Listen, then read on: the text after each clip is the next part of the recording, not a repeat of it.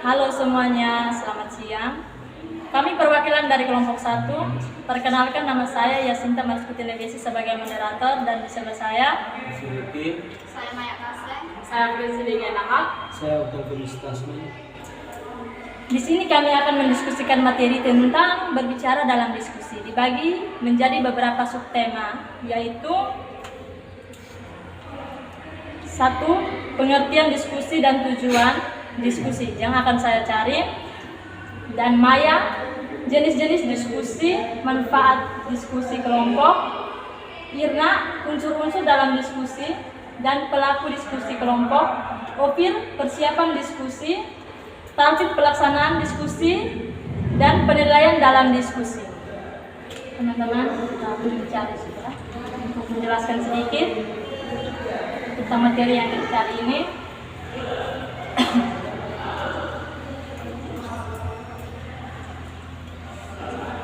Subtema pertama, pengertian diskusi. Diskusi adalah proses komunikasi antara dua orang atau lebih yang bertujuan untuk berbagi ide, pendapat, pengalaman tentang suatu objek tertentu. Yang kedua, tujuan diskusi. 1.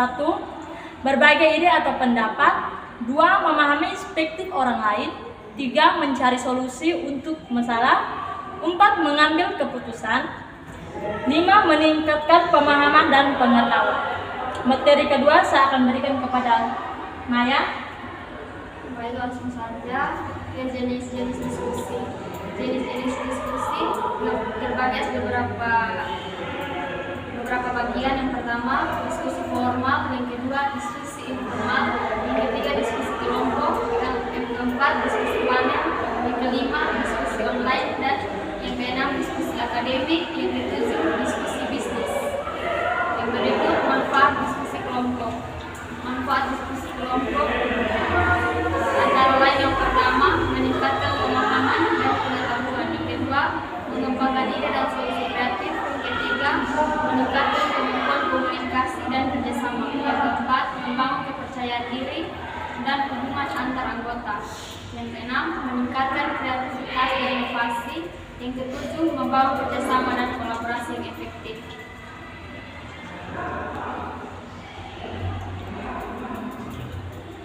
Yang berikut, Irna.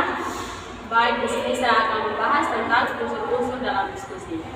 Unsur-unsur dalam diskusi dibagi dalam 10, yaitu 1. Topik, yang kedua peserta, ketiga moderator, keempat tidak pendapat, yang kelima komunikasi, keenam mendengarkan, yang ketujuh respon, yang kedelapan konsensus, yang kesembilan waktu, dan yang ke-10 tempat. Dan di sini juga saya akan membahas tentang pelaku diskusi kelompok. Pelaku diskusi kelompok dibagi menjadi 4, yaitu moderator, peserta diskusi, menulis, pengamat. Dan tugas sebagai moderator: pertama, memimpin diskusi. Kedua, memastikan bahwa diskusi berjalan lancar. Yang ketiga, mengatur waktu diskusi. Yang keempat, mengundang peserta diskusi untuk memberikan kontribusi.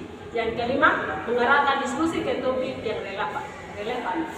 Yang kedua, tugas peserta diskusi. Yang pertama, memberikan kontribusi ide dan pendapat. Yang kedua, mendengarkan dan memahami ide dan pendapat orang lain. Yang ketiga, berpartisipasi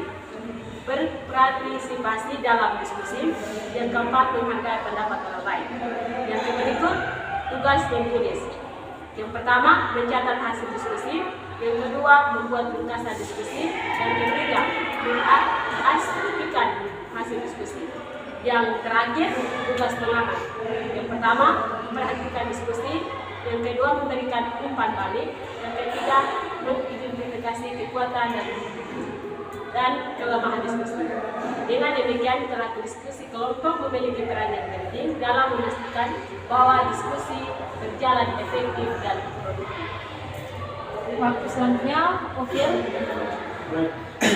Baik, di sini saya akan menjelaskan persiapan diskusi. Persiapan diskusi adalah langkah-langkah yang dilakukan sebelum melakukan diskusi untuk memastikan bahwa diskusi berjalan lancar dan efektif.